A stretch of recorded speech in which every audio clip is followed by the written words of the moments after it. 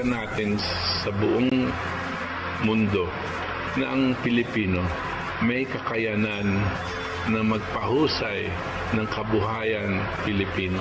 That we call on all patriotic Filipinos to discard ideological differences, party affiliations, disparity of religious beliefs and regional origins, to close our ranks, stand behind one flag, commit our honor, dedicate our lives to fight as best we can in defense of our country. Ang ating katipunan. Ang ating katipunan. Ang palatuntunang maghahatid sa inyo ng mahahalagang impormasyon tungkol sa mga kaganapan sa loob at labas ng bansa. Ang ating katipunan. Magbibigay liwanag sa mga katanungang nagdudulot ng pagkalito sa mga mamamayan hango sa aral ng pandaigdigang kasaysayan. Ang ating katipunan. Makikinig sa inyong mga daing at kuro-kuro sa pagsusuri ng mga kasalukuyang suliranin ng ating bayan at ng buong mundo. Ang ating katipunan. Maglalatag ng kalutasan ng mga sanhi ng paghihirap ng kalagayan at kabuhayan ng sambayanan. Ang ating katipunan. Ihahatid sa inyo ni Itos Valdes ng Philippine LaRouche Society at Partido Politikal ng Katipunan ng Demokratikong Pilipino kasama si Cathy Cruz.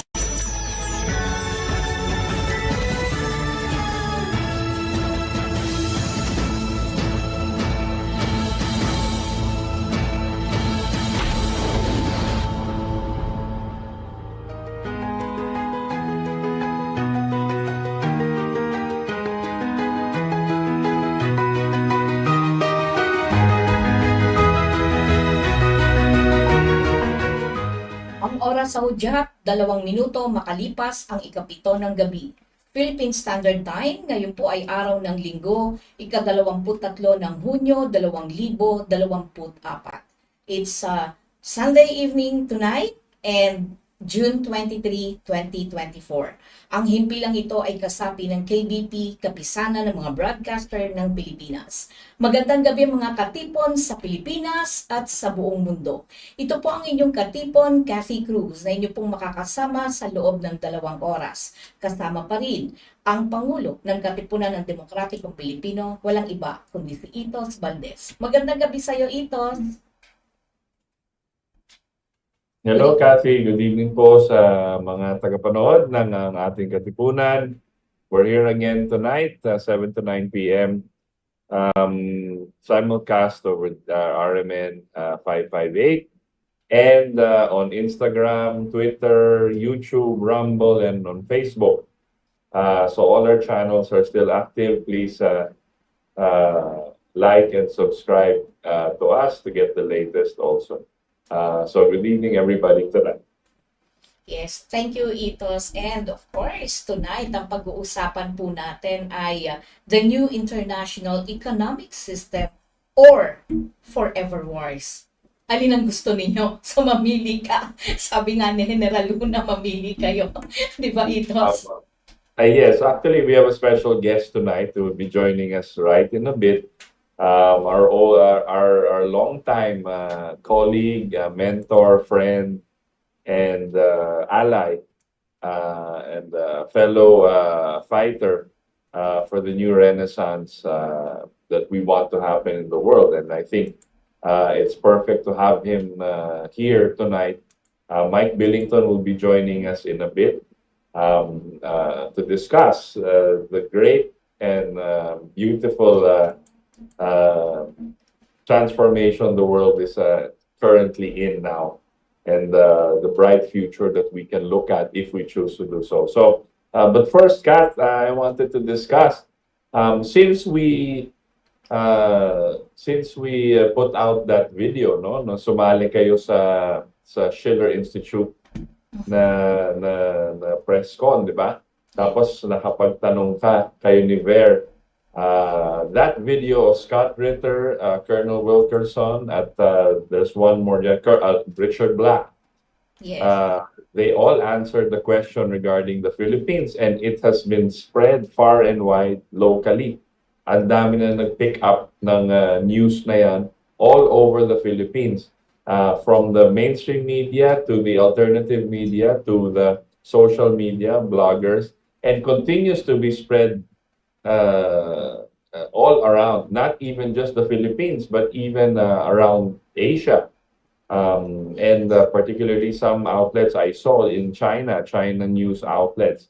So this is a very important and beautiful intervention na ginawa natin, di ba, Kat? And may reactions na nga locally, di ba? Parang may what happened. Remember, since then, since that Scott Ritter answer, when they answered the questions, there had been an immediate escalation. There was an altercation, maybe 2 days after, 3 days, 2 days after that interview was spread, altercation again between the Coast Guard of China and the Filipinos, and there was a back and forth kung ano yung what happened. Una, sinabi nila some media outlets and some claims by people within the defense establishment claimed that China again was the aggressor. But then after that, they changed their tune and said that it was just an accident and it's nothing to write home about. But there are others also, Cathy, di ba yung sinasabi mong generals, former generals, Yes, do you want General to say Pokis. something about that? Yeah. Isa po yun sa itos sa naging magandang epekto, no. So, yung mga retirado nating mga militar, no, nagkaroon ng lakas ng loob na ilabas yung katotohanan at ilabas na pero mo from the military itself, makikita natin na meron palang mga ganito mag-isip na katulad ni Scott Ritter at naiintindihan yung nangyayari. And one thing na talagang natutuwa ako sa nangyari, nagkaroon talaga tayo ng napakagandang oportunidad that night na nailabas natin ng mahusay yung tanong natin sa totoong nangyayari sa ating bansa. At nasagot ito nung mga panelists natin, si Scott Ritter, si Senator Black, at of course si Wilkerson, diba? At makikita mo, Itos, na parang ito yung nagsimula para bumukas yung pintuan ng katotohanan. Sabi mo nga, kukunin ko yung parang isang wall na natibag natin, nagkaroon tayo ng konting siwang na nabiyak natin yung matibay na wall, no, na pader na halos hindi natin ma-penetrate ng totoong balita yung talagang nangyayari, maisiwalat, maipaalam sa mga taong bayan. Ito. Right, the wall of propaganda, or the wall of mainstream propaganda here, we were able to penetrate it by this intervention, again by giving the ideas and truth to come out, and people respond to those things, and it shows that shortly after that, and I don't know if this is connected, but it's also impossible to say it might not be. Shortly after that, our Vice President, Sara Duterte, resigned all her cabinet posts by this administration. So it signals a shift, a big shift in local politics. So this intervention was huge, first by the Schiller Institute and the LaRouche organization, which has always been at the forefront of interventions in behalf of mankind and humanity. Correct. And our collaborators here in the Philippines. What a breakthrough. It changed the whole narrative, and I think Mike will be perfect to discuss these things moving forward. But first, before we bring on Mike, I'd like to give the latest LaRouche update by our colleague and collaborator Harley Schlanger via our YouTube, the LaRouche organization YouTube. So let's watch that first before we bring on Mike. Good morning, I'm Harley Schlanger from the LaRouche organization with your daily video update for June 21st, 2024. In a world in which events are moving with incredible rapidity, and one in which you're deprived of knowing what are the actual dynamics underway, it's important to be able to have somewhere to go to have your questions answered.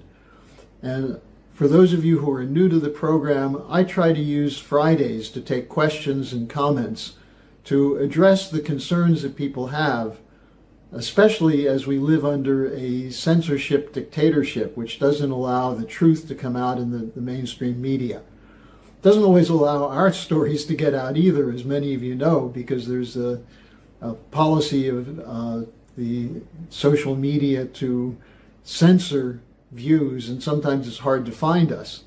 However, I am committed to using the Fridays to take your questions, and today's Friday, so I'm going to take some questions. I'm going to put them into two different sets. First, several of you asked, why did Putin go to North Korea? What came out of Putin's trip? Why was this so condemned in the West? Well, you have to go back to June 14th, when Putin spoke at the Foreign Ministry in Russia.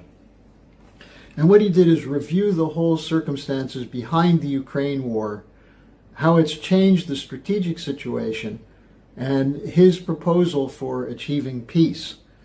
But what he identified as the problem was the unwillingness of the transatlantic region to accept the fact that there's a change in the world. That is, they refuse to accept the idea that nations have a right to legitimate security concerns. In this case, they rejected the idea that Russia had legitimate security concerns. And so he said it's necessary that there be a change in this kind of thinking. And he said this is unstoppable.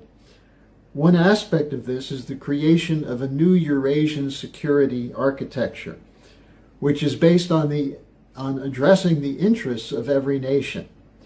Now, what he talked about is that you have the emergence of such institutions as the BRICS, the Eurasian Economic Union, the Shanghai Cooperation Organization, and these are not merely a question of military power, but of cooperation for economic development. But when you're dealing with the West, he said, you have to take into consideration that the West is prepared to go to war to defend their unipolar order. So you can't ignore the military threat. However, what he did with North Korea was to adopt and sign a strategic partnership, which includes military and economic cooperation. Now, interestingly, he left North Korea and went to Vietnam and did the same thing there, much to the chagrin of the unipolar advocates in the U.S. State Department. What is necessary to realize is that they're already moving to this new economic partnership. 60% of the trade between Russia and Vietnam is now conducted in national currencies, not in dollars. So when you recognize that this is the change in the world, and then add to that the Ukraine war was made to weaken Russia, to allow the continuation of a bankrupt system of predatory looting. So they're trying to cover unsustainable debt through a looting process.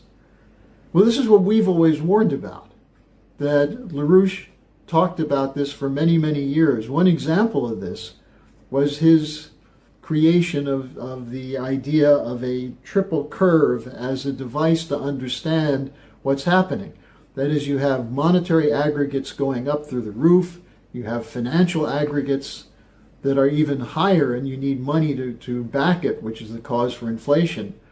At the same time, you have the productive curve collapsing.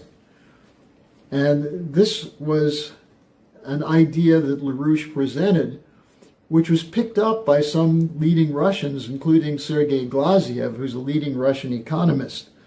Glaziev just put out a statement recently saying that the endless supply of money pumping is not endless, it's reaching a limit, as in the triple curve. And Glaziev said this will lead to a collapse which, quote, threatens to develop into a full-scale social and economic catastrophe on a global scale, unquote. That's what Putin is addressing with this idea of the need to establish a security architecture which includes recognizing the economic interests of every nation. This is why Helga LaRouche has referred back to the idea of the Peace of Westphalia, where the end of the 30 Years' War in Europe in 1648 led to a treaty which was based on the recognition of the needs of the other. That is, that you only have security when you're concerned with providing similar conditions for those who otherwise you might go to war with. So the question is, will the West change policies without a blowout? Well, that's a question that has to be posed to you. But that brings me to the second set of questions I got about the European parliamentary elections. Was this really a victory of the far right? What does it mean? There's still bad governments in power. There seems to be no change. And one from England wrote, Starmer is no better than Sunak. You still have the same elites. There's no difference. Another question, what will it take for real change to occur? And then there were several of you who wrote, forget it, change is not possible. The only way things will change is for there to be a crash. And the final question in this said is, you call for the West to join the BRICS. Won't that subvert the BRICS? Well, here's the answer I have for you. There's a global awakening underway, a recognition that the present system serves only narrow private interests, and there's a need for a change. Now, how does that move from just a general recognition to an actual system which reflects a solution? But the global awakening is real. It's everywhere, especially in the global South. You have to go back to 1955 and the Bandung Conference of the Non-Aligned Movement to realize that the real fight against colonial policy goes back, in this case, 70 years. Now, colonial policy, imperial policy existed for over 600 years. We're coming to an end of that system. And there's an emergence of voices now in the global South more determined than ever to break out of the colonial policy or the neo-colonial policy, the so-called liberal democratic policy, to achieve true sovereignty.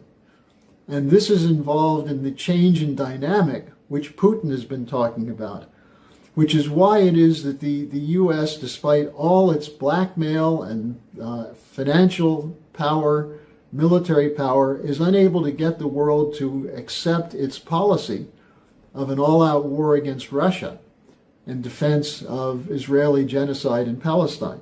It's not working. The credibility of the Western unipolar order is gone, and the dynamic of a new multipolar order is taking over. So what did the European Union parliamentary elections show? Well, in a sense, we're seeing an attempt to reshuffle the deck chairs on the Titanic. Does it take sinking of the European Union for that to change? Well, it might. And if we have to wait for a total global collapse, as Glaziev said, it'll have catastrophic consequences, not merely hunger, disease, but more wars, more chaos. So the question is, does the human race possess the capability to act to preempt the worst consequence? Because if it doesn't, what makes you think that a collapse will lead to something better? Now, what that means is that we need what Helga LaRouche has been calling for, a cognitive leap in the population. That governments must be forced to respond to the legitimate demands of the population. And it means that we have to overcome the brainwashing. We have to recognize that a big part of the brainwashing is to convince people that you have no alternative except to submit to this order. That's been the whole reason for the domination until recently of the global South, that countries that tried to resist, such as Libya, such as Iraq, such as Syria, were subjected to intense pounding and psychological warfare and blackmail. We see the same thing going on today in Georgia. with a regime change coup underway. We've seen the same kind of threat to South Africa with the loss of the majority by the African National Congress. But this is a fight that's underway, and nations are fighting back. So the real question for us is, if we can avoid being exterminated by thermonuclear war, do we possess the capability to fight for truth and solutions? Now that's what the Schiller Institute is involved in. That's why we see this not just as a question of economics or military, but a cultural question. Does man actually possess the capability to act for his true interests? And that's one of the reasons we have been convening every single week the International Peace Coalition, to have a discussion of the strategic situation where we bring in experts who are cooperating with the discussion to take up the real crisis and what the solutions are. I'm going to have a link to today's International Peace Coalition Zoom meeting, which any of you can join. There'll be a link in the description section. Join the call and take these ideas to others. The answer to your question, can we do this before the crisis exterminates us, is what will you do? So take our offer also to subscribe to the Executive Intelligence Review Daily Online Alert. And you can get it for 1 month free. So the question is up to us. We can determine whether we live in times of global dictatorship, that is the era of the twilight of sovereignty, or whether we can organize a peaceful end to 600 years of imperial domination. It's up to you and your friends to join us to make sure that happens. Put an end to this global dictatorship. All right, that was si Harley Schlanger po, member of one of the heads of the LaRouche organization, together with Helga Zepp, giving us an overview and also a sense of responsibility, putting us on humanity to make that decision and to help craft the new world economic order, just economic order, and to help us discuss this even further. Please welcome. It's good to see him again. Our good friend, our good old friend of my father, Butch, friend of the family, friend of the organization, and friend of the Philippines. A real true friend of the Philippines, and a long-time collaborator for a new just world renaissance. Please welcome Mike Billington. Nice to see you, Mike. Very good to be here. Thank you, Itos and Cathy. Let me ask you something. Is the Valdes chorus still performing? Yeah, well, we haven't been able to perform together for a while. We lost our tenor, and then the other tenor is in London now. So, but we'll get right on that soon enough again. So people know the Valdes children formed a chorus. When I was in the Philippines a couple of times, I worked with them to help them, learn some classical pieces and some canons. And when we were singing internationally, when we were organizing choruses all over the world to sing Dona Nobis Pacem, which is a very simple but beautiful canon that's been around for hundreds of years and often sung by Christian movements around the world, calling for peace. Let there be peace, Dona Nobis Pacem. And that they performed that on tape, which got circulated all over the United States and around the world. Very beautifully done. Itos and his brothers and sisters have very fine voices and were able to convey, I think, the power of beauty, of great music as a means of awakening in people, what Harley was talking about when he said it's up to us, the people, to awaken ourselves in order to get the world to change, to respond to this moment of crisis of civilization. So perhaps you could put that video up on your website, Carlos, so that your followers could get a chance to watch your family singing that beautiful canon. Right, will do, Mike, will do. So go ahead. I'm sure you have an opening statement, and we can jump off from there. Well, let me say, you've already referenced this dramatic intervention that you and Cathy made when we had this historic press conference on the 14th. I believe it was the 14th. No, it was the 12th of June. And Scott Ritter and Colonel Richard Black, many of you know him if you've watched our videos, and Colonel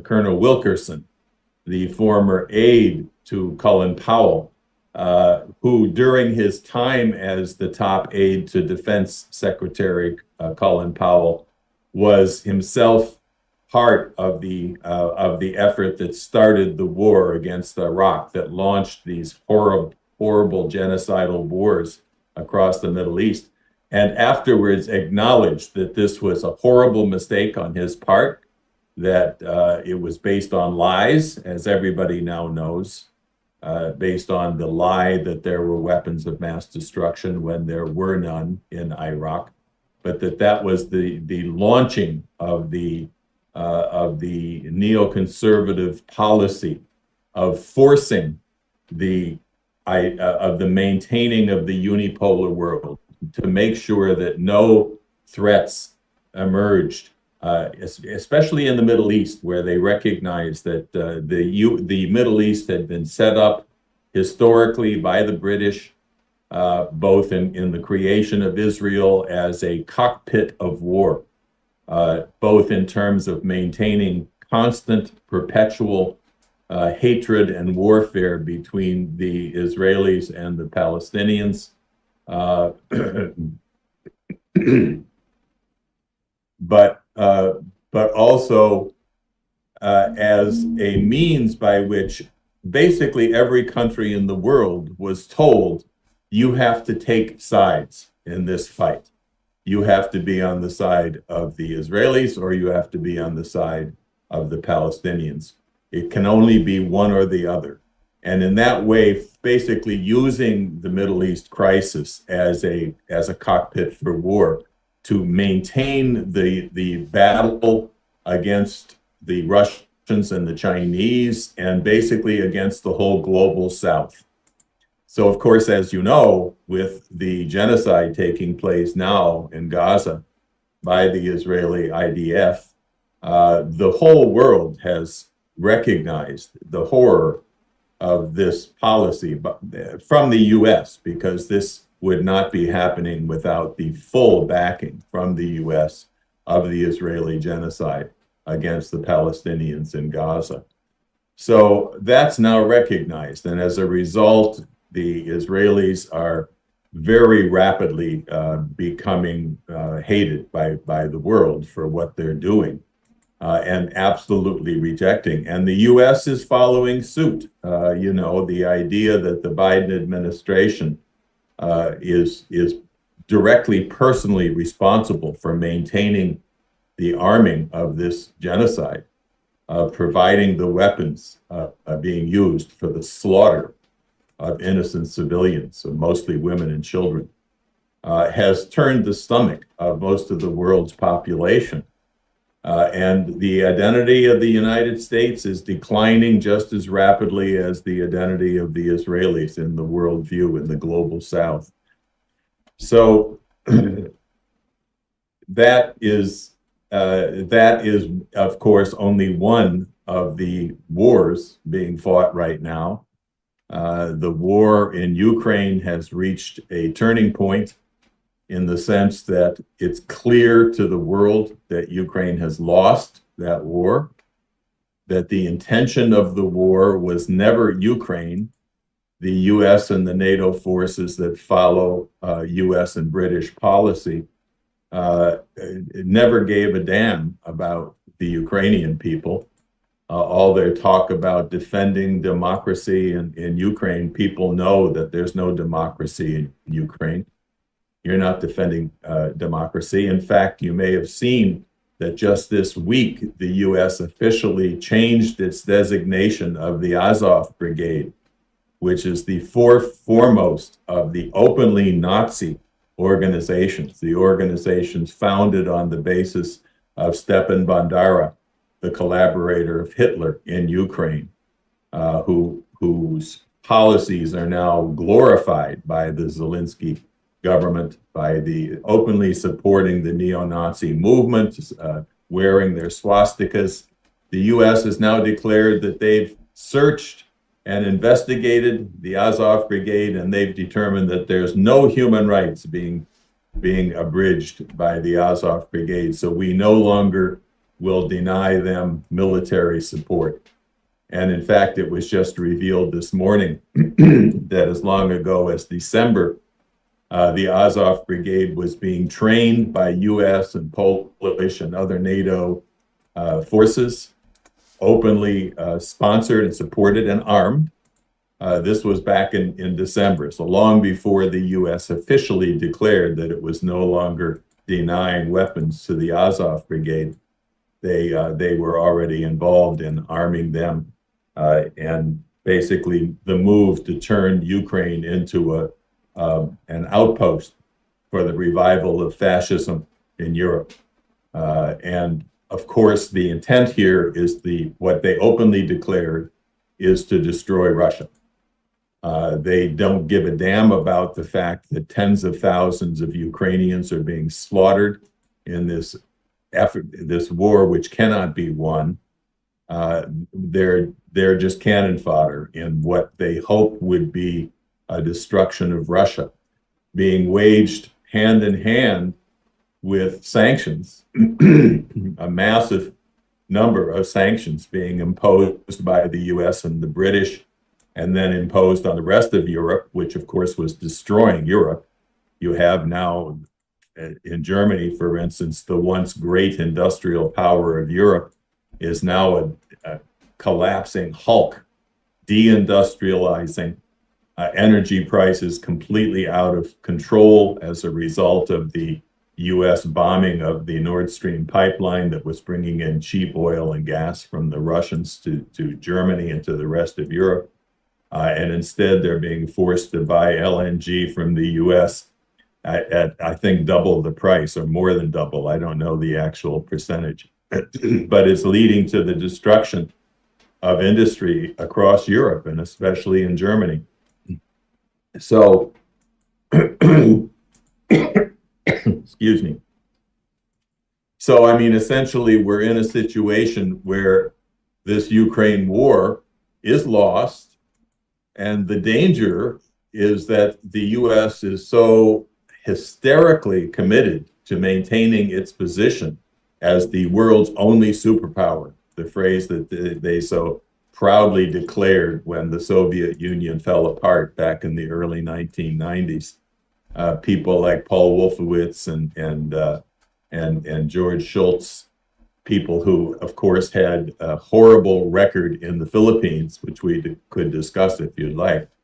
But they were responsible, those two in particular, were responsible for the EDCA coup in 1986, which overthrew the Marcos regime and basically destroyed the development policies that had been implemented through Marcos Sr., who, and unfortunately, as everyone now knows, his son has shown that he's not going to follow in his father's footsteps, but is taking orders from Washington to turn, as you have very clearly stated, and as Scott Ritter and Colonel Black so eloquently stated in response to Cathy's question during that press conference, that basically the Philippines is being turned into the Ukraine of Asia.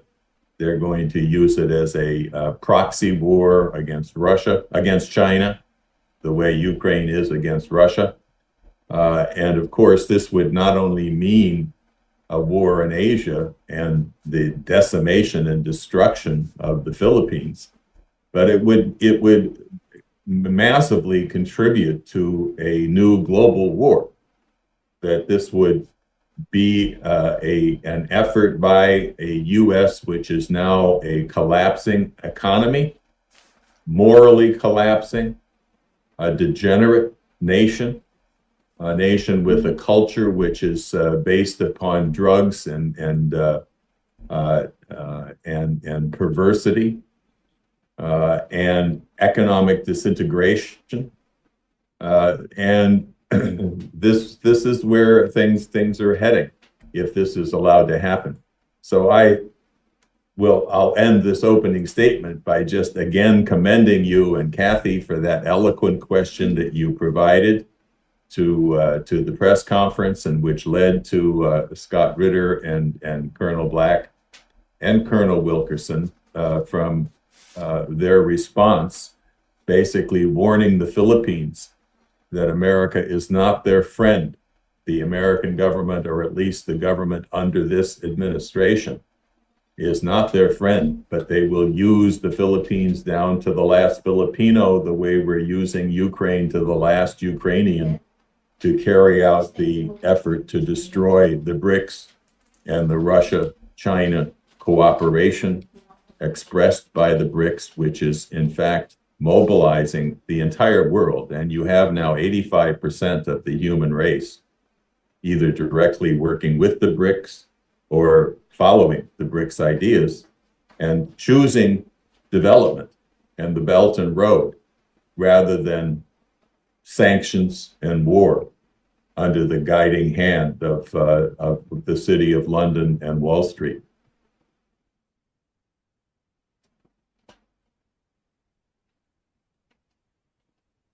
Right. Okay, Mike. Thank you for that. I wanted to have a follow-up question first on that. You mentioned a little bit about, you mentioned that you might want to expound a bit on the Schultz, involvement in the Philippines during that time and what their intention was for Asia, because it seems now in hindsight that their intention was to create what is now commonly known in which is becoming more common, is create an aircraft carrier situation to make the Philippines an aircraft carrier of the U.S. in Asia, and they had to take Marcos Senior out for them to do so. Is that a fair assessment during those times? Yeah, absolutely. I mean, as you know, the Marcos was declared by the Western media and the Western governments to be a vile dictator who was imposing dictatorial rule on a hateful population that hated him and so forth. This was just a total lie pushed by people like Wolfowitz and George Shultz, who was the Foreign Secretary of Defense at the time.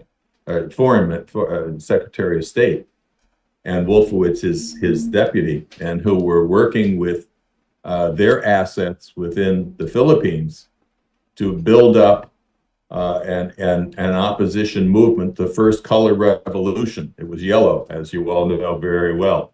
In the case of the Philippines, it was yellow.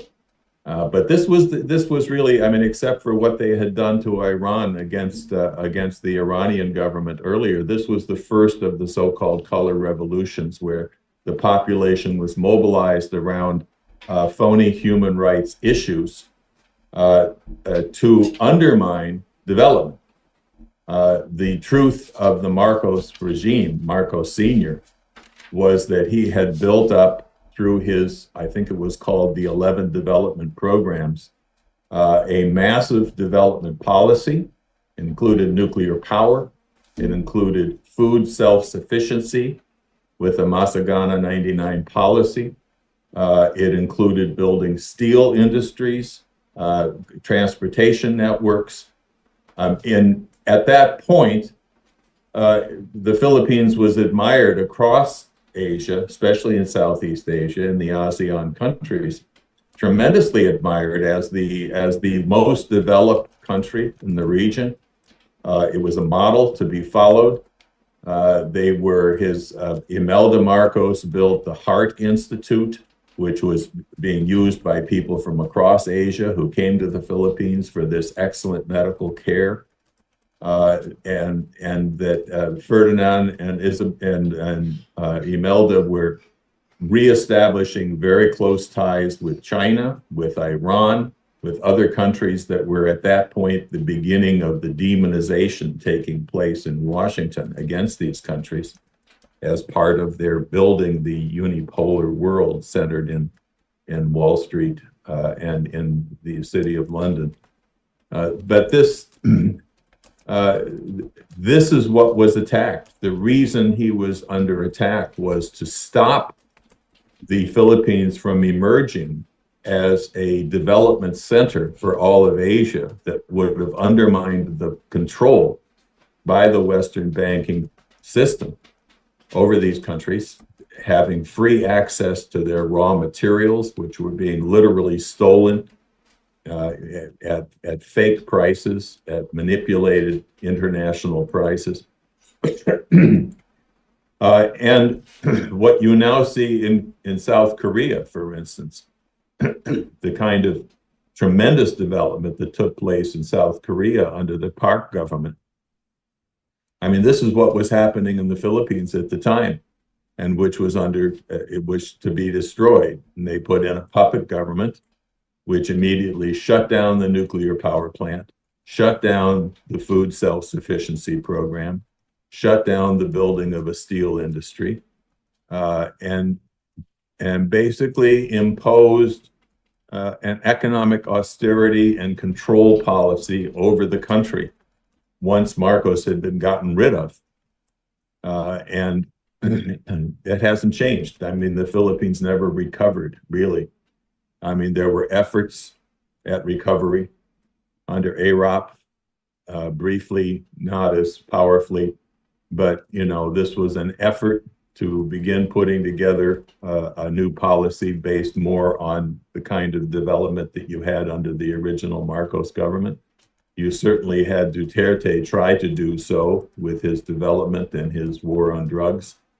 But then he became demonized, the same as Marcos had been, as a vile dictator and a drug pusher and things of this sort. But, you know, the reality is that the Philippines was already made a horrible example to the rest of the world. Don't you dare try to break from the power of the IMF and the World Bank and the Western banking system. If you do, we will crush you. And this is the message that Scott Ritter and Colonel Black and so forth reiterated in response to Cathy's question during our press conference at the press club in Washington. The U.S. is not your friend. If you submit to being a puppet to Washington in provoking a war with China, like the war with Russia that's being provoked, you will end up being thrown onto the dustbin of history by a U.S. which doesn't give a damn about your country, but they only want to use you in their geostrategic game of trying to destroy the BRICS, to destroy this upstart from the colonies who have to submit and admit that they are just colonial subjects of we, the world's superpower, the unipower of the world. And so this is what happened way back with the EDSA coup. You know, this was the beginning of the policy of force using the military and political intrigue to destroy any country which tried to assert sovereignty, which tried to assert a intention to develop rather than submit as a colonial subject to the Western banking system. And now it's happening again. And it's unfortunately the fact that the Marcos son, whom I met at one point, I had a chance to meet with him long before he became president. And my view at the time was that he simply did not have the vision that his father had, and that he would end up being, unfortunately, what he's become, which is just a puppet of Western leaders who are using him and using the Philippine people as a puppet in an effort to provoke a war whose purpose is the destruction of the BRICS and the destruction of China and Russia and any other country that is trying to follow in the Belt and Road policy. Right. You mentioned, I wanted to jump off from that point, Mike. I remember in the 1970, the early 70s, 71, 72, 73, there were many things that happened, especially here in the Philippines. Kissinger's NSSM, National Security Studies Memorandum 200, I think, which declared war on populations, which include the Philippines. Essentially the global South, right? Which is a cover for like a grab of the natural resources and the wealth of the country. And then we had the change from the Bretton Woods system to a floating exchange rate system, right? And then you had number three, the petrodollar establishment. Now, this was at the start. In 1972, Marcos declared martial law. Marcos Sr. declared martial law here because the economy, I guess, was shaken. The world economy was shaken when the U.S. decided to leave the Bretton Woods system. I wanted to ask now, recently, just last week, earth-shaking development that the Saudis decided that they would not continue with the petrodollar system. And this should have been first page news in every single newspaper in the world. Now that control, you mentioned that if you don't follow the IMF, the World Bank, and such, the Bretton Woods institutions, how then does this affect? What is now the new regime, the new paradigm that we have to face of reality, because suddenly the petrodollar system is gone with the BRICS coming up, and like you said, 85% of humanity is now with the BRICS. What happens to the U.S. In that sense? Yeah, this is very important. You may know this guy, Gilbert Doctorow. I don't know if that name rings a bell, but he's a very insightful American, but a Russia expert who understands the Russian situation very well. He responded to what you just described by the Saudis' announcement that they were no longer going to be following the policy established some 50 years ago with the U.S., where the deal was the U.S. will provide the Saudis with security protection in exchange for the Saudis promising or pledging that they would sell their oil in dollars only U.S. dollars. And that's what created the so-called petrodollar, where the value of the dollar, which was very rapidly declining internationally because of the other thing you mentioned, which is that in 1971, Nixon took the dollar off of gold and basically launched the floating exchange rate system, which was a means for looting the third world, especially by manipulating currency exchange rates and such things. This was the beginning of the end, a point at which LaRouche, immediately after Nixon made this announcement in 1971, LaRouche warned. He said, this is not just a bad economic policy. This will lead to war, to global war, to global depression and global war if it's not reversed. And of course, it was not reversed, and we're now in exactly the dire mess that LaRouche warned about back in 1971. That's the situation we're facing worldwide right now, facing world war, facing a general collapse of the dollar. The dollar is now a deteriorating, collapsing system. The world is frantically trying to get out from under the control of the dollar, both because it had been destroyed over time by this policy, but also because the U.S. began to weaponize the dollar. As you know, we began to impose sanctions on countries, claiming that we had the right to impose unilateral sanctions, which are completely illegal under the UN system. But we have the right to do it because they use our dollars in their trade. So what's the response? The countries say, well, then we won't trade in dollars anymore. And there you have the emergence of what's now being put together by the BRICS, and they have a national conference coming up in October in Kazan, Russia. Russia's the head of the BRICS this year, so the meeting is taking place in Russia. And at that conference, they will be implementing a new world financial system.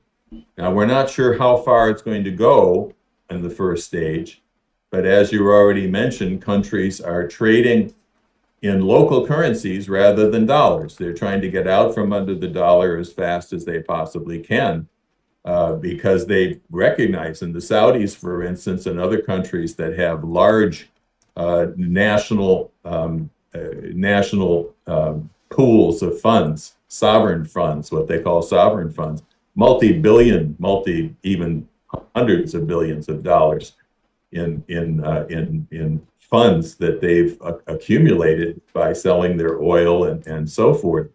But these countries recognize that what happened to Russia and Venezuela and Afghanistan, when the U.S. simply stole their reserves, because everybody trusted the dollar. The dollar is as good as gold, as they used to say. So we can trust the dollar, we can put our reserves in the Western banks where they'll be safe. Well, that safety didn't exist. And that became obvious when the US began stealing, literally stealing, freezing at first, but then eventually stealing, as they are now with the Russian $300 billion that they froze, and now they're turning it over to the Ukrainians in a very complex system, which I won't try to describe right now. But the point is that they're basically just acknowledging that we took the money fair and square, we stole it, it's ours now, we can do what we want with it. Well, the result is that the world is saying, well, then we're not going to have anything to do with the dollar. So you already have the majority of trade going on, or increasing percentage, not the majority yet, but a very increasing percentage. China and Russia and their huge trade use only local currencies. They don't trade in the dollar anymore. Putin just went to Vietnam, and I think it's 70 or 80% of their trade is now done in local currencies, not dollars. And Vietnam is, I think, one of the countries applying to join the BRICS. So you have, an increasing number of countries openly aligning with Russia and China on this new currency system. And as I'm sure you've discussed with your audience in the Philippines before, and as we discussed even years ago when we used to appear regularly with you and Butch on these shows, this is a policy that comes directly from Lyndon LaRouche. In 1970, he published an article called Trade Without Currency on a basket of hard commodities. And in that article, he presented both the warning about the result of what happened in the 1971 policy of taking the dollar off of gold and allowing the floating exchange rate system to take over, warning that this was leading to economic disintegration and war, and proposed a new global financial system independent of the dollar.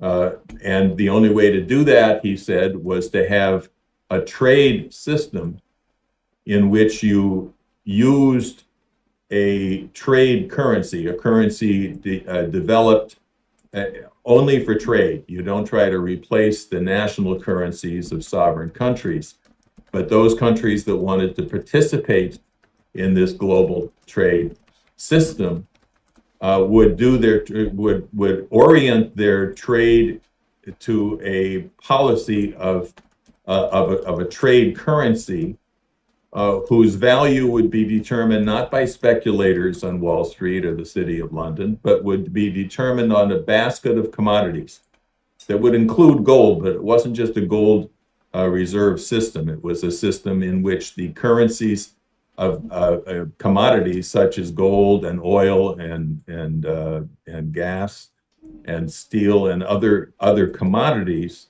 would form a basket that would determine the value of the trade currency. So this idea was picked up around the world, especially by one of Russia's most brilliant economists, Sergei Glaziev.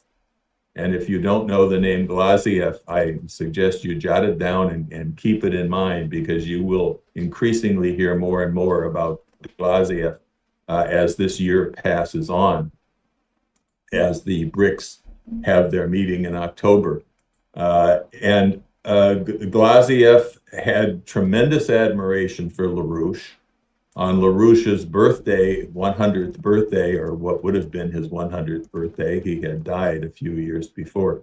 But on that date, Glaziev gave a eulogy for LaRouche, where he basically declared him to be the greatest genius of the 20th century. And tremendously admired LaRouche's commitment to the idea of development, of human progress and development versus the policy of financial dictatorship from the Western banking system, which was really the core of the colonial system. So these policies are now being put together. Now it's starting out basically with trading in local currencies. They haven't moved to establish this new global financial system as of yet, and they may not this year, but it's moving in that direction. And this guy, Doctorow, whom I mentioned a minute ago, in a wonderful article, if you look it up, you'll see he wrote an article about the Saudi decision to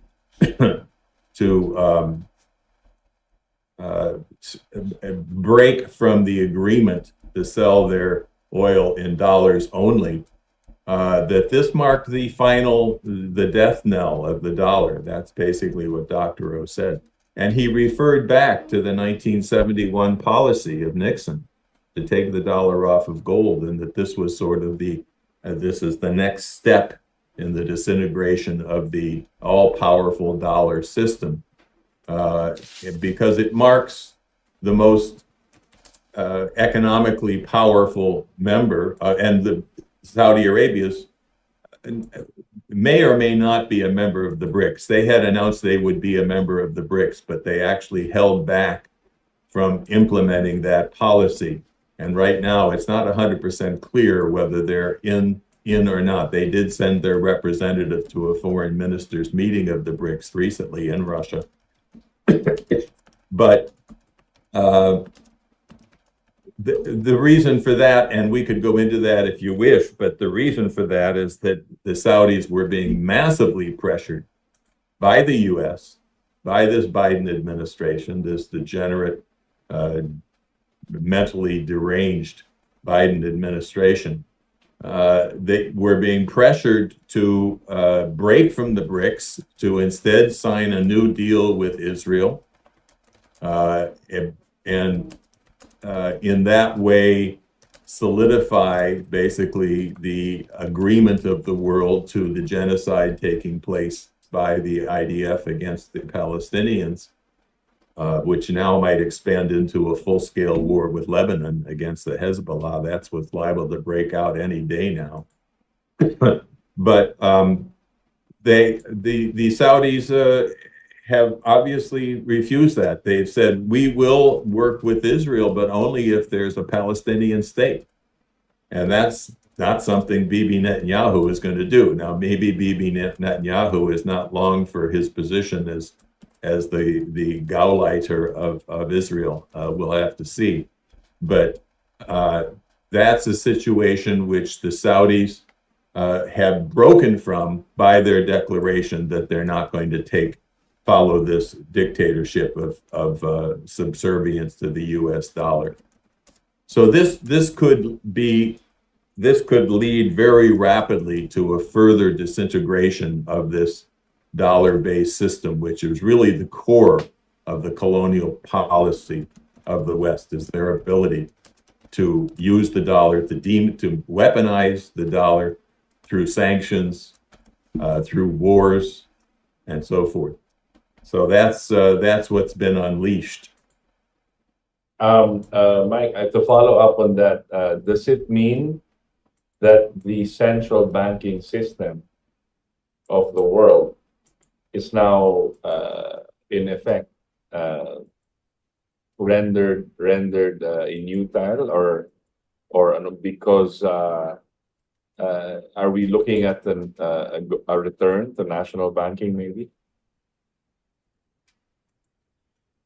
Well, it'd be hard to answer that question because national banking is something that's determined by nations.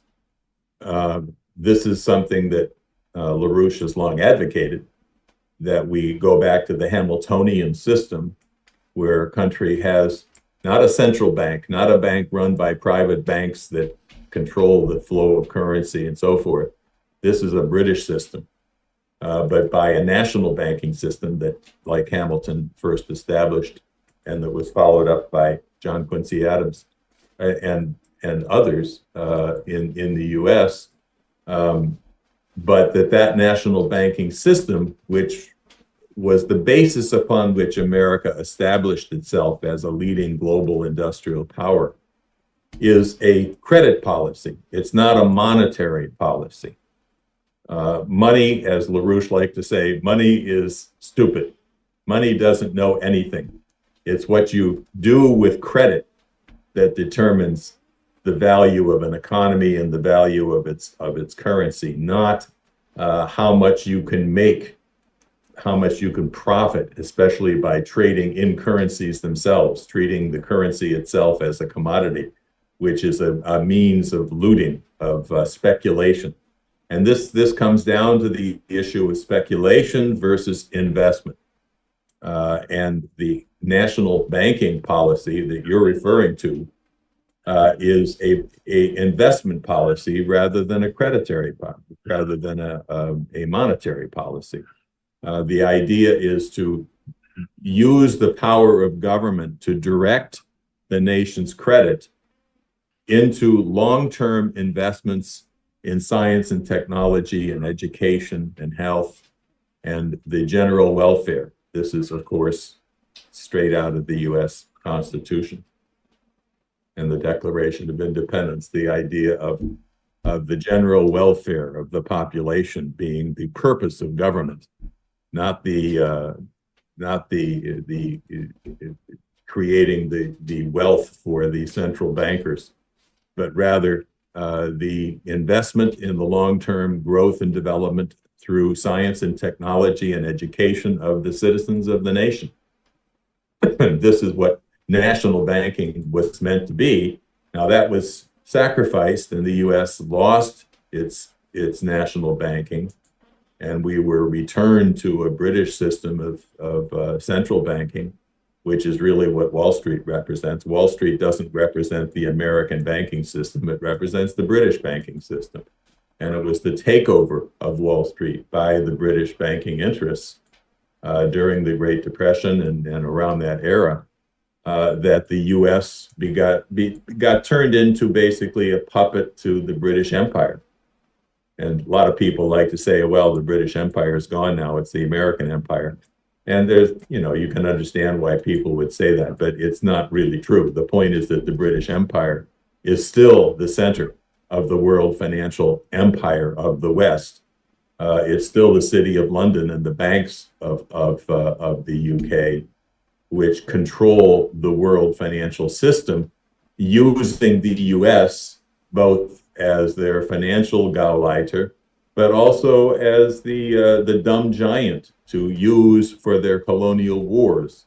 They don't go fight colonial wars anymore. They send the U.S. military in to destroy Afghanistan and destroy Iraq and to destroy Syria and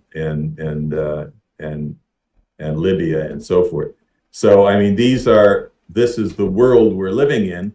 And does this mean we can have a return to some sort of a national banking policy? Well, we certainly need to create the global infrastructure in which nations have the freedom to develop a national banking policy. And that infrastructure is what's being put together by the BRICS nations and hopefully will be implemented this October in their BRICS meeting. LaRouche's four-power solution still applies, should apply, right? And Sure.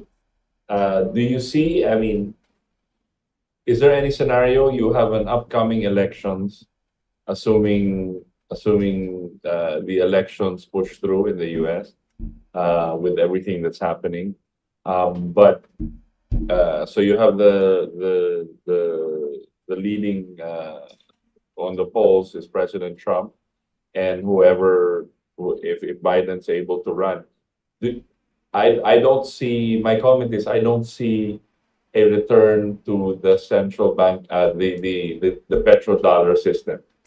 So, do any of those candidates in horizon, in your mind, represent something to join the BRICS and to have a four-power solution like LaRouche proposed? We don't have any leadership in the U.S. And I think everybody knows we don't have any leadership in the current administration. But unfortunately, as Diane Sayer repeatedly insists, who is now running for Senate in the state of New York, and in a certain sense is our presidential candidate. She's not running for president, but she's running as a presidential candidate, addressing the national interests as well as the international interests. She's doing what a real presidential candidate would do, could put it that way. But as she's insisted, none of the candidates are qualified to be president. They're not going to do what you just laid out. I mean, that's pretty obvious. Effectively, all the candidates support the wars. There's some disagreement about the Ukraine war, but there's unanimity in support of Israel in the genocide against Gaza by the so-called leading candidates. So, I mean, we're going to have this clown show on Thursday night. As I'm sure you know, there's going to be a debate between Trump and Biden, which it's really hard to imagine what's going to happen when they put poor Biden, who's obviously having very serious cognitive decay, put him up on a stage where the guy is liable to walk off the stage and fall into the audience. I mean, it's an unfortunate reality that this guy has no capacity physically and mentally to be the president of the United States, and yet they're running him as their candidate. It's really mind-boggling. And Robert Kennedy represented, everybody hoped that this would be a reflection of his uncle's presidency, of the JFK policy, which was a policy at least after the Cuban Missile Crisis and through his collaboration with Khrushchev. It represented a very hopeful moment in history, for which, of course, he was assassinated by the oligarchy, by the empire. But Robert Kennedy didn't complete that. When the Israeli war broke out, he immediately jumped to their defense, which was truly unfortunate. And whether or not he has a voice that can do anything useful, we'll see.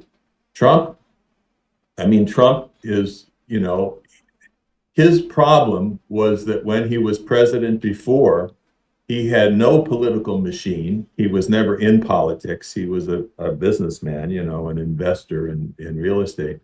And And as a result, he ended up appointing people who hated him to run the military policy, especially, and his foreign policy. And as a result, the only person, this guy Flynn, was the only person who agreed with him in any degree on really essential issues, including the fact that Flynn was exposing the fact that the U.S. was financing Al-Qaeda and the terrorist networks in the Middle East. We were financing the people who had done 9/11 to the United States, but we were financing them to help overthrow Saddam Hussein and then Gaddafi and then the attempt to overthrow Assad in Syria. All this was done, and Flynn exposed the fact that this was being done with the U.S. arming these terrorists, just as we're arming the Israeli terrorists right now. But he was immediately thrown out. I mean, he was subjected to, what they now call, well, it was a Watergate type operation where he was demonized by the media, accused of being a Russian puppet because he talked to the Russians. Anybody who wants to have diplomacy and actually talk to the Russians is declared to be an enemy of the people and a puppet of Putin, and this kind of thing that you see all over now. The first case of this was what they did to Flynn. And the rest of his administration were people who didn't agree with anything he thought at best, in his best moments. And there's no indication that that's going to be any different this time around. Now, he did say something useful the other day. Somebody brought up the idea that Biden had said that the world is facing a huge crisis in climate change, that this is a threat to civilization. And his response was quite astute. He said, well, I suppose climate change could lead to the sea levels rising by 1/8 of an inch in 50 years. And that would probably change the amount of seaside real estate available to a certain layer of people. But that's not a great threat to civilization. I'll tell you what is a threat to civilization: nuclear weapons. So Trump said this.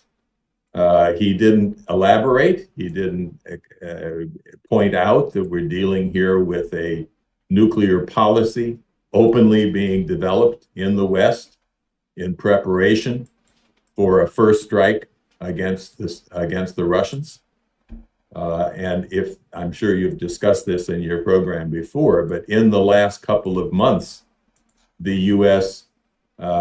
Through Ukraine, the U.S. who runs Ukraine lock, stock, and barrel, not only was running this Nazi attack against the Russian-speaking people within Ukraine, but began attacking within the Russian territory itself, not just the areas that had joined Russia within Ukraine, but began crossing the border. And then just a couple of weeks ago, openly attacked Russia's radar system. The radar system, which is their eyes and ears on the threat of nuclear war, the only system they have. They don't have a satellite system, which they plan on building, but they don't have one now. They depend upon this land radar, which is their only means of warning of a possible attack against the Russian state. And the Ukraine, using U.S. weapons, bombed a couple of these radar sites. They did some damage on one and potentially could knock it out.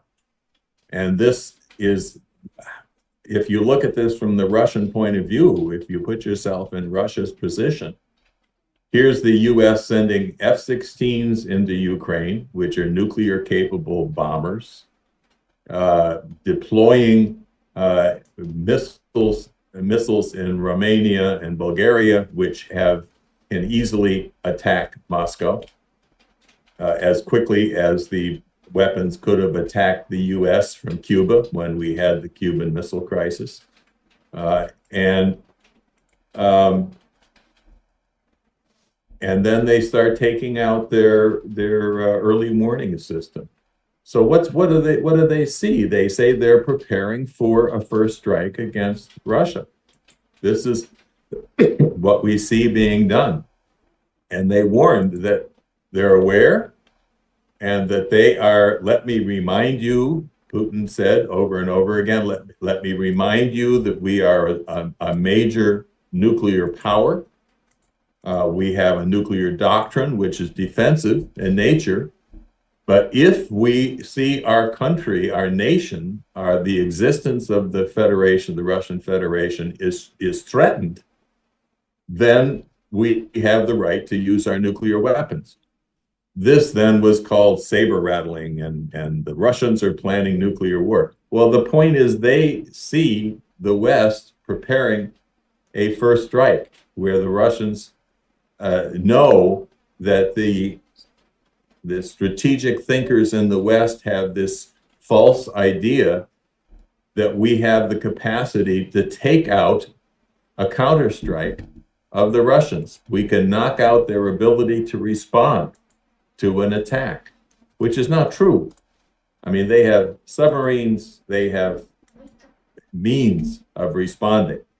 But in any case, this is what they see being prepared by the NATO forces. Not only has the West moved their NATO up to their border, which they were attempting to do by getting Ukraine into NATO, to make it even worse than it is now, but they're still already on their border. But they're now preparing for a potential first strike. And this is what the Russians have to respond to. And nobody's talking. What do they say over and over again? They won't talk to us. There's no negotiation. There's no diplomacy. This is something that Scott Ritter and Colonel Black and Colonel Wilkerson really emphasized, is that diplomacy has been destroyed in the West. We don't want to talk to the Russians or the Chinese, really. There's some talk with the Chinese going on now. But by and large, diplomacy has been outlawed, as insanely as it was by Zelensky, who literally passed a law saying negotiations with Russia is a crime. There shall be no talk to the Russians. We will not talk. There shall be no peace negotiations. We're going to win this war, which of course is an impossibility. But this is basically the same policy being followed by the US and by NATO. No negotiation. We are the unipolar, single power in the world. People will obey us or else. And if it means a nuclear war, so be it. This is the insanity that we're living with right now and the danger that we're living with. Mike, given what's happening, I think it seems, and you will correct me if I'm wrong. It might be very superficial, but as the Western financial system collapses and disintegrates, which LaRouche and the organization has been warning to already for decades, but now it seems the catalyst or the might be that end of the petrodollar. There may be an increase in there may be an escalation, another round of escalation to war. I'm sure the tremendous pressure on our president, the tremendous pressure on our president is palpable. What can he do at this point to de-escalate or to not be led, sleepwalking into a conflict with China? President Marcos, you're talking about. Yeah. Well, I mean, what Scott Ritter said is absolutely true. The Philippines has to recognize that if they allow themselves to be used as a surrogate war against China, that they'll be destroyed, and the U.S. will not come to their defense. You can talk all you want about the treaty agreement between the Philippines and the U.S.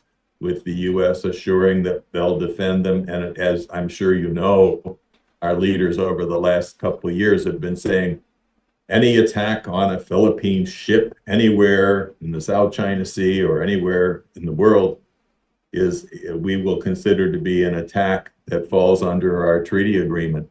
Well, don't count on it.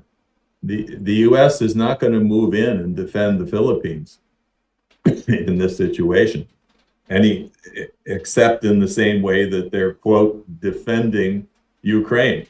They're not defending Ukraine. They're driving Ukraine to suicide.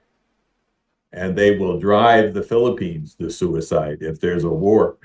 God forbid that there should be a war with China, the one country which has the capacity to develop all of Southeast Asia, as they are developing most of the world with the Belt and Road.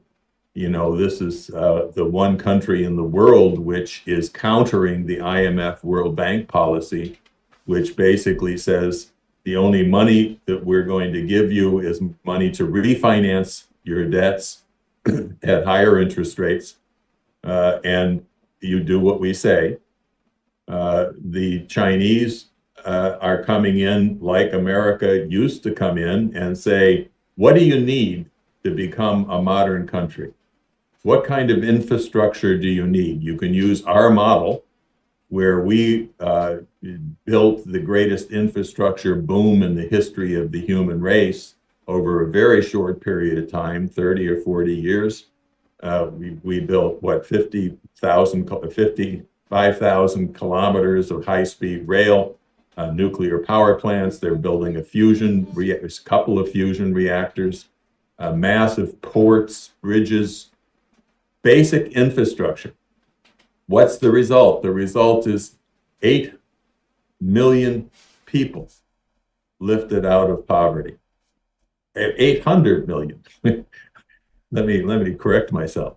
800 million people lifted out of poverty in China alone. And this is the policy that they're taking to the rest of the world through the Belt and Road.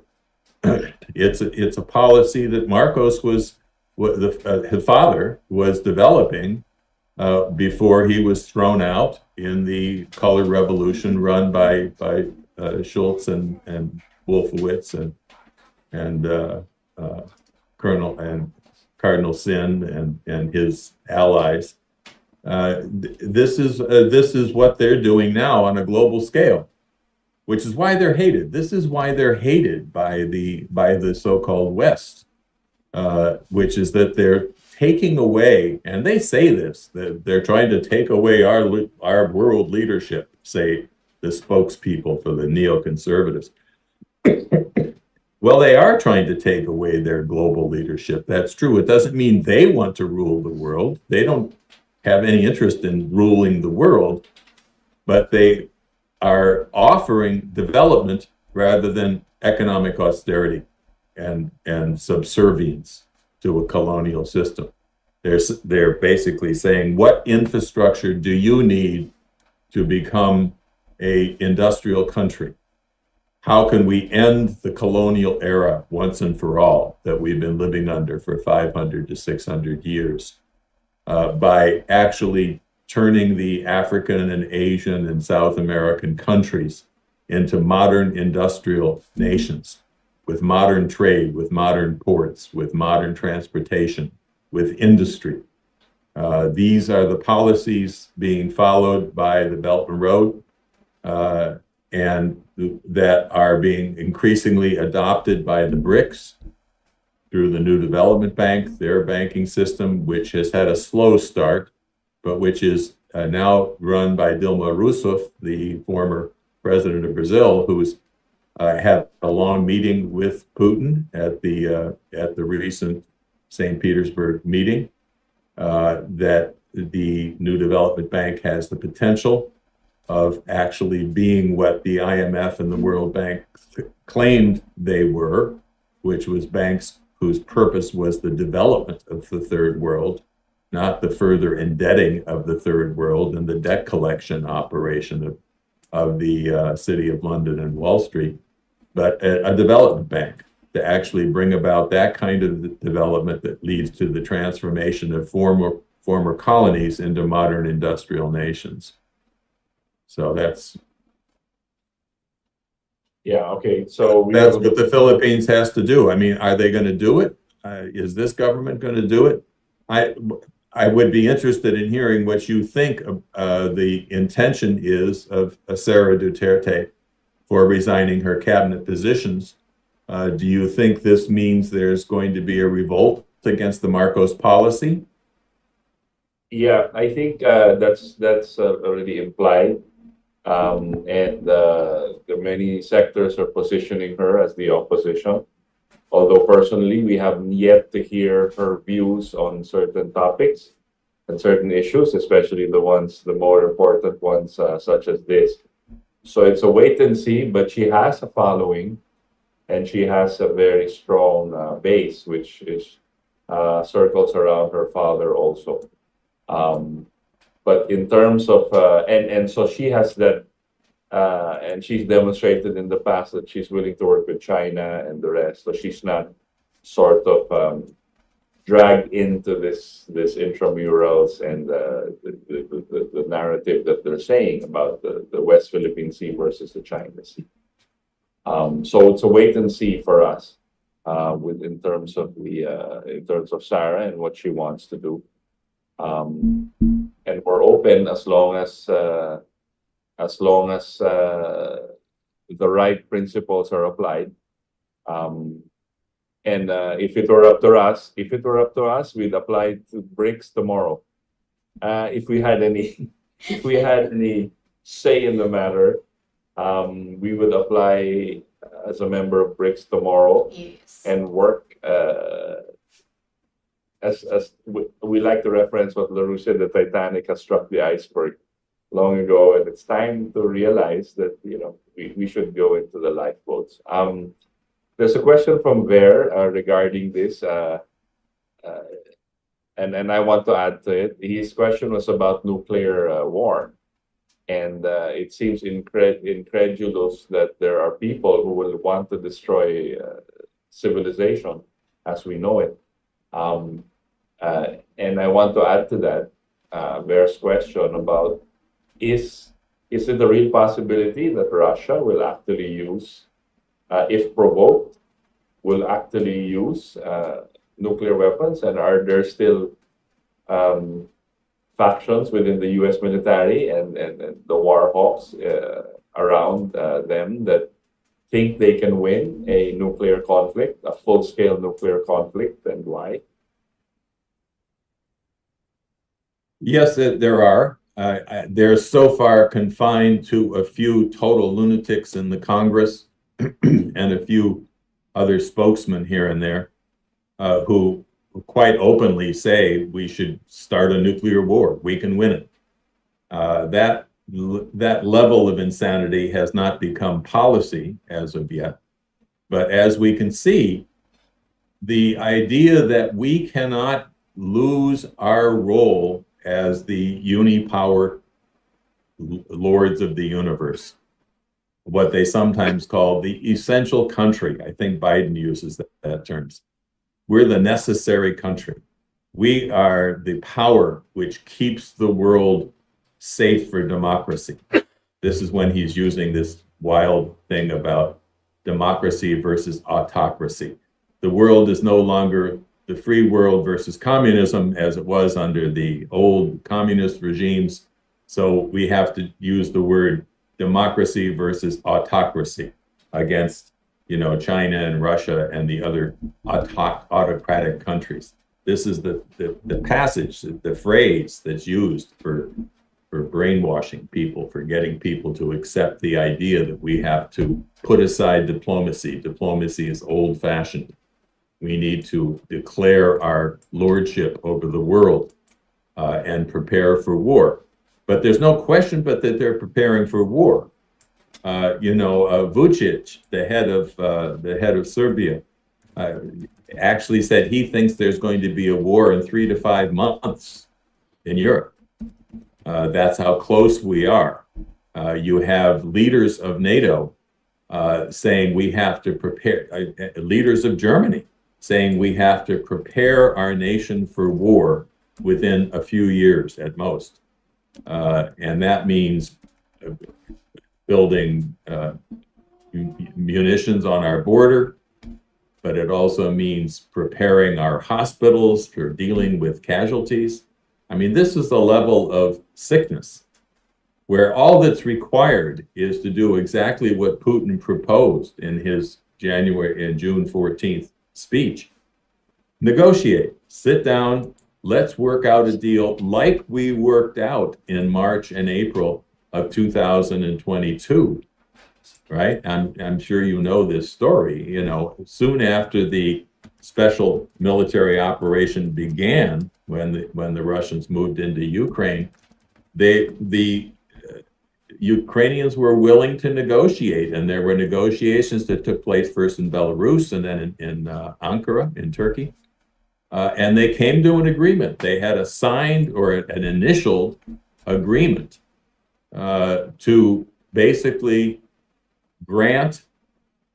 This was before they had the votes in the Donbass and the other regions of Ukraine, the votes to join Russia. So these were still officially part of Ukraine, these areas, but the agreement would assure they had the right to use the Russian language, and these were mostly Russian-speaking people in that area of Ukraine, that they had the right to security, that there would be no more bombardment of these regions by the Kiev regime, that they would pledge not to join NATO. I mean, you know, this is a, 800-kilometer border or more than that, I forget. You know, to have U.S. and NATO bases along that border with Russia. This is the border where the Second World War was fought, where the Russians lost 27 million people. You know, they cannot tolerate that any more than the U.S. could tolerate Russian nuclear weapons in Cuba. So that this agreement would have assured that they would not join NATO, that the Donbass oblasts would be autonomous, but they'd be part of Ukraine. They wouldn't be separate.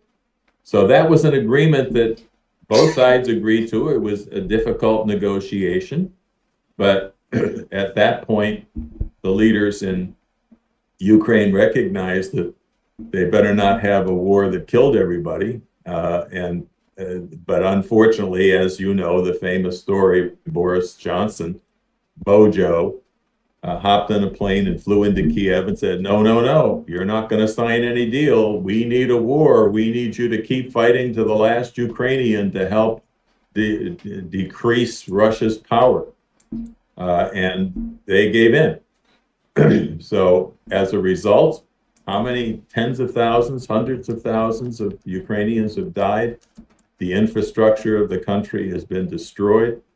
The nation is a Nazi hellhole, no democracy. In fact, Zelensky's not even the president anymore. As I'm sure you know, the constitution in Ukraine gives a limit to how long he could stay in office, and that limit ran out this month.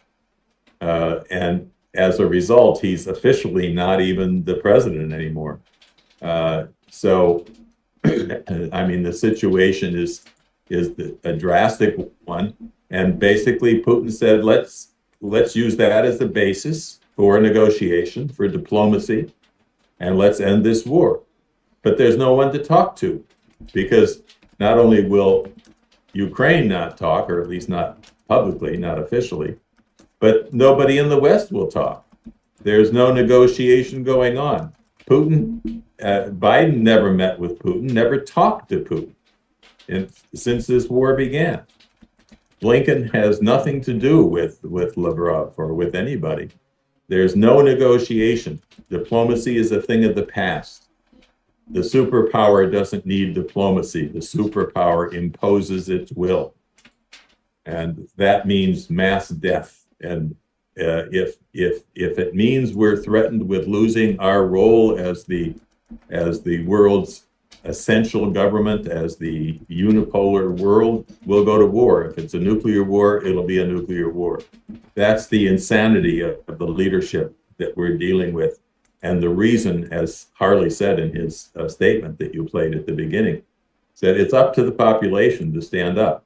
People have to decide that they're not going to sit back and watch the human race destroyed, watch civilization destroyed, as would happen in a nuclear war. They're going to take their own personal role as a human being with the creative power of reason, created in the image of God. What distinguishes us from the animals is our ability to reason and to solve problems that have been created by mankind. We can solve those problems, but it means that we have to act as citizens of the world, each and every one of us, and take responsibility for the future of the human race. Okay, one last follow-up question before we ask you to give your final statement, Mike. The ASEAN Association of Southeast Asian Nations doesn't seem to be supportive of the Philippines. The Philippines stance against China, or the Philippines stance that is painting China as the aggressor. Is it because they understand the situation, or is that the influence of the United States within these countries has waned and they've shifted? Because I heard, like you mentioned, Vietnam might be joining the BRICS, and Thailand, I think I heard, also might be interested in joining the BRICS. So And Malaysia. So these big countries in Southeast Asia have already gone to the lifeboats or chosen the new international economic system over forever wars. How influential still is the U.S. Besides the Philippines in this part of the world? Well, I think that's up in the air right now. I mean, the U.S. is sending one of their deputy secretaries to Vietnam, literally days after Putin was in Vietnam, at which point, he reasserted a very strong tie between Russia and Vietnam. This was after his historic visit to Pyongyang. And I think you've probably discussed this already, but Putin's agreement in North Korea was really quite profound. Putin had earlier said that if the West continues this policy of sending offensive weapons, not only sending them to Ukraine, but telling Ukraine to go ahead and use them against sites deep within the Russian territory, that why don't we have the right to send such offensive weapons to countries that consider themselves adversaries of the United States? And that's exactly what happened with North Korea. They basically signed a mutual defense agreement. This is the only defense pact that Russia has with any country in the world, but it's with North Korea. And essentially said that they can provide offensive weapons to the North Koreans. Ray McGovern, in our International Peace Coalition meeting last Friday, said that he said he could reveal, I think this is something we didn't know, but he said the Russians provided North Korea with an ICBM several years ago, an ICBM which was not the very best that the Russians had, but it was number 2. It certainly has the capacity to hit anywhere in the United States. It's a mobile system. It's solid fuel. So this has already happened, according to Ray, and he's probably right. He's usually right on these things. I mean, this is what happened in North Korea. And then in Vietnam, basically a similar reestablishment of very close collaboration, economic as well as strategic. Now the U.S. is sending one of their flunkies in there to try to reassert U.S. Vietnamese strategic agreements and importance and so forth. But it's going nowhere. I mean, it's what you just indicated. These countries recognize that China is their number one trade partner. All of ASEAN, China is their number one trade partner. And that the ASEAN policy of not interfering in each other's internal affairs has been sort of the bedrock of ASEAN from the beginning. It's been tested by what's happening in Myanmar because so many countries are angry about the military coup in Myanmar, and they passed resolutions, which even that goes beyond their non-interference policy. But I think that's what's behind their not saying much publicly anyway about what's going on in the Philippines. But I mean, these are intelligent nations, intelligent leaders. Indonesia, Malaysia, Thailand, Vietnam, these are countries that recognize that the danger of a war with China is huge. It would be devastating for all of Asia, all of the world, but especially all of Asia. They've been through wars before under the US, the Vietnam War, which was Vietnam and Cambodia and Laos and so forth. Mass destruction, genocidal mass killing. And they certainly don't want to see another one. But they don't want to interfere, I guess, in the internal affairs in the Philippines. So again, it's up to the citizens of the Philippines to stand up as you are through the Philippine LaRouche Society and the Katipunan to, basically assert sanity against the insanity which is leading to this threat of war with Russia and China. Okay, Mike, so we have about 20 minutes left. I'd like to, before we say goodbye, I'd like to ask you to mainly final message to the Filipino people as a great and good friend to the Filipinos over decades. Same with the late Gail Billington, who had been working with us and collaborating with us since long ago. And also maybe invite people to go to check out Schiller Institute, and also to join the Zooms of, let's say, the International Peace conference that you're promoting. Go ahead, Mike. I'll give you the floor. Well, the International Peace Coalition meetings, which have been 55 every week now for over a year, has developed into a very prominent institutional structure. The idea was to bring peace movements from around the world together, of different ideologies, people with different strategic outlooks, but that they concur that we have to stop this insane drive towards nuclear war. And it's been quite effective. So that meeting is on 11 o'clock Eastern time, the New York time, every Friday. That's 11 o'clock p.m. your time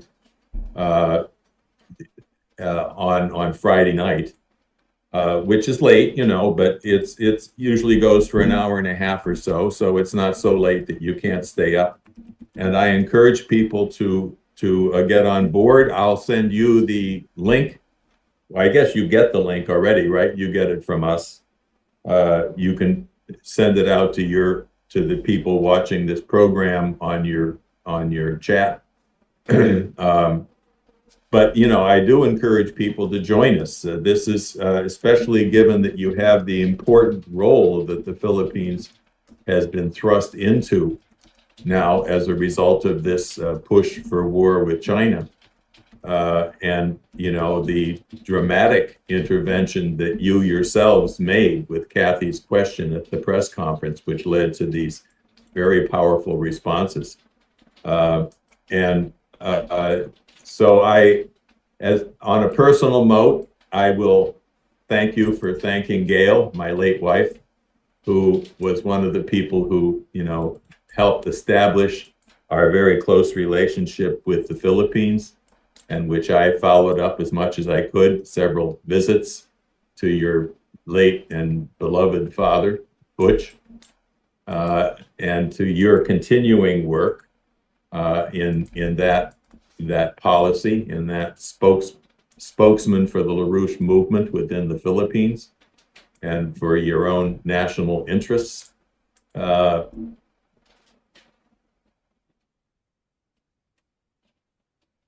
So I will mention that something we used to talk about regularly, because Lynn used to say that he had a sort of a soft spot in his heart for the Philippines, because the Philippines represents both the Western and the Eastern cultures, partially because of the colonial past of the Spanish and the American colonial era. There are obvious huge problems brought about by that kind of colonial policy, which has been overthrown. But on the other hand, it brought a certain amount of Western Christian culture into the Philippines. And at the same time, it's very much an Asian nation. So it's a bridge. It's a bridge between East and West, and an important bridge. A bridge which, if there is peaceful cooperation between the United States and developing countries, if we can provoke within the American population a sense of love for other cultures, the Peace of Westphalia view that if there's going to be peace, it's going to be based on honoring the interests of the others, of the so-called enemies or potential enemies, but recognizing that you have to honor the security and the right to development of the others as well as yourself, that this is the only basis on which you can stop this drive for war. As Helga likes to say, the Peace of Westphalia was a long process, many years of negotiations, but they recognized that if they didn't come to some settlement of the religious wars that was tearing Europe apart for 100 years, 150 years, and the 30 Years' War that sort of concluded that if that wasn't resolved, that there wouldn't be anybody left to glory in their victory. And this is, in a nuclear age, this is emphatically true. There won't be anybody left.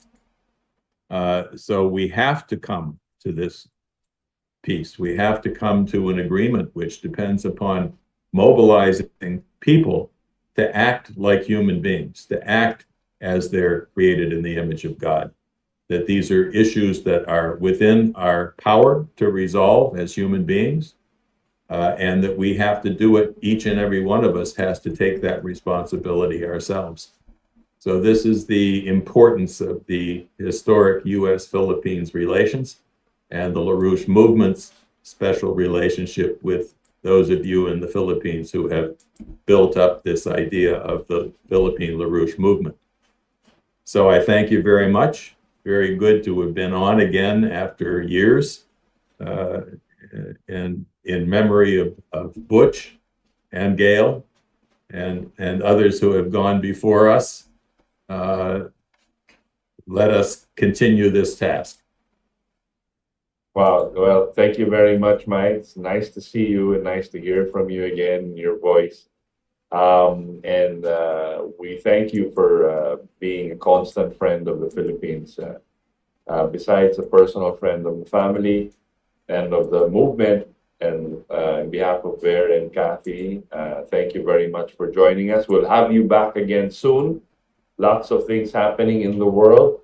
And I think, as usual, the LaRouche movement, the LaRouche organization, is at the forefront of providing the best ideas moving forward of how the world can shape the future for the benefit of all humanity. Please give our best regards to Helga and everybody there, the crew, the gang, in the LaRouche organization. And maybe some of them can come on also soon, because there's so many things happening, and I think the Filipinos have been the crack of the mainstream media propaganda wall has been broken by Scott Ritter in his fashion, right? But it's great because now they can see that there is an alternative view to these things, and it gives strength to our institutions here and personalities here in the Philippines because of you guys.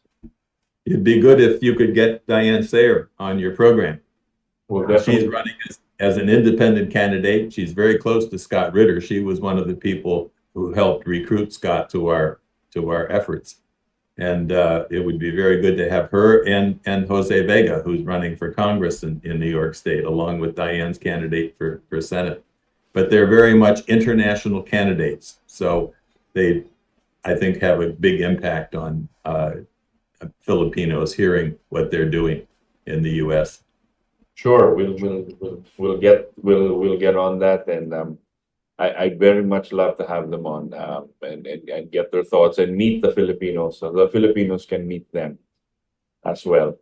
Well, Mike, I will let you go. I know it's early morning in the U.S., about 9 o'clock, I think, in your time. It was so nice seeing you while we close the show. You can stay on in the background if you want us to hear us close the show, or you can. But it's very nice to have you.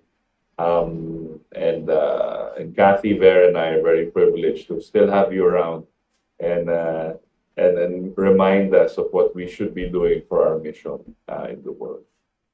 Well, I hope we're helping the rest of the world see what you're continuing to do there. Okay. Thank you, Mike. Thank you. Okay, good. So long. Bye-bye. Kat? Yeah. It's already 8:51 na po ng gabi, Philippine Standard Time, at kayo po ay nakikinig pa rin dito sa himpilan ng RMN XL 558 kHz AM band, at sabayan niyo po kaming napapanood sa pamamagitan ng Katipunan Channel. Nako, ang daming mga mahalagang impormasyon ang ibinahagi sa atin, no? Itos ni Mike Billington at Yes. oo, yes. Sige. Pero ito yung maganda lang, Itos, no? Bagamat may nagtutulak ng pandaigdigang digmaan gamit ang Pilipinas, Ukraine at iba pang mga bansa laban sa Russia at China, may maliwanag na hakbang na pwedeng pagpilian ang liderato ng ating bansa at ang sambayan ng Pilipino patungo sa kapayapaan at kaunlaran. Hindi lamang actually ang ating bansa, kundi ang buong mundo, di ba, Itos? Correct. Yun yung Nobody important. wants war. Walang may Yes. gusto ng gera. Correct. Pero sabi nga yung LaRouche and with Mike Billington and everybody there, Helga and Lyndon and everybody here dito, alam naman natin we've been fighting this for so long, diba? Yeah. And we've been fighting for a new world renaissance. And everything that's happening now in the world is leading towards that. This is another transition point or inflection point in the world events. And personally, although the danger of war is very imminent, there's also a very real opportunity to move towards a new world renaissance, a real renaissance, and that's what Mike Billington, yun po yung sinasabi ni Mike Billington sa atin. Pero tayo dapat, we should create that, we should help that along. Yan ang mensahe po. That's Mike's message to all of us. Tayo po ang citizens.